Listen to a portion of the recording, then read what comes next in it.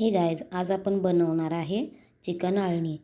Non veg लवरना आजारी थोडंसं पडल्यावर किंवा सर्दी वगैरे झाल्यावर ना हे अगदी छान आणि गुणकारी आहे. त्यासाठी आपण आता चिकन स्वच्छ धुवून घेतलेलं आहे. त्यामध्ये मीठ आणि हळद टाकून थोडंसं हलवून त्याला एक 15 ते 20 मिनटं रेस्ट करण्यासाठी बाजूला ठेवून देऊयात.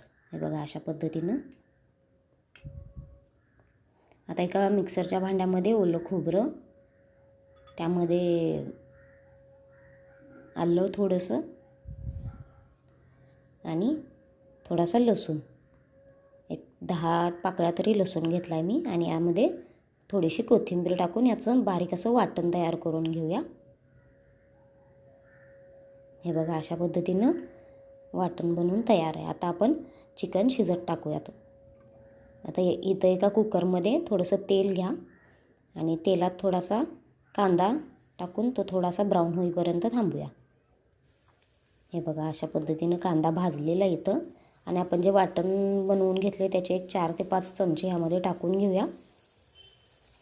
आणि हे सुद्धा असं तेलात छान असं भाजून घेऊया. छान असं भाजल्यानंतर यामध्ये आपण जे चिकन ठेवलं होतं ते सगळं यामध्ये टाकून घेऊया. आणि तेलात जरा जास्त वेळ याला भाजून घेऊया. याचं अंगचं पाणी सुटेपर्यंत याला असंच सोडूया तेलात. आणि ह्या मसाल्यामध्ये थोडंसं झाकण ठेवूया याच्यावर आणि एक 5 मिनटं बारीक गॅसवर याला ठेवून द्यायचं आहे. हे बघा, याला अंगचं पाणी सुटलेलं आहे अशा पद्धतीनं. आणि आता त्यामध्ये आपण पाणी टाकूया वरून. हे बघा, पाणी टाकून ना आता याला एक 2 शिट्ट्या देऊन घेऊया. इथं झाकण लावून मी कुकरला 2 शिट्ट्या दिलेल्या आहेत. हे बघा, इथं चिकन आपलं शिजलेलं आहे.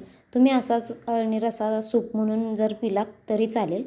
पण जर तुम्हाला नाही बाबा मला आता हॉटेल टाईपच खायचं आहे असं असेल तर एका पॅनमध्ये ना थोडंसं बटर टाका. आणि त्या बटर जळू नये, करपू नये म्हणून त्यामध्ये एक चमचाभर तेल पण टाकून घ्या. हे बघा, अशा पद्धतीनं. आणि त्यामध्ये जे आपलं चिकन शिजलेलं आहे ना ते थोडंसं असं फ्राय करून घ्यायचं आहे ब्राऊन होईपर्यंत, असं पलटून पलटून. हे एका व्यक्तीसाठी मी बनवलं आहे चिकन आळणी. हे बघा, हे छान असं भाजून झालेलं आहे.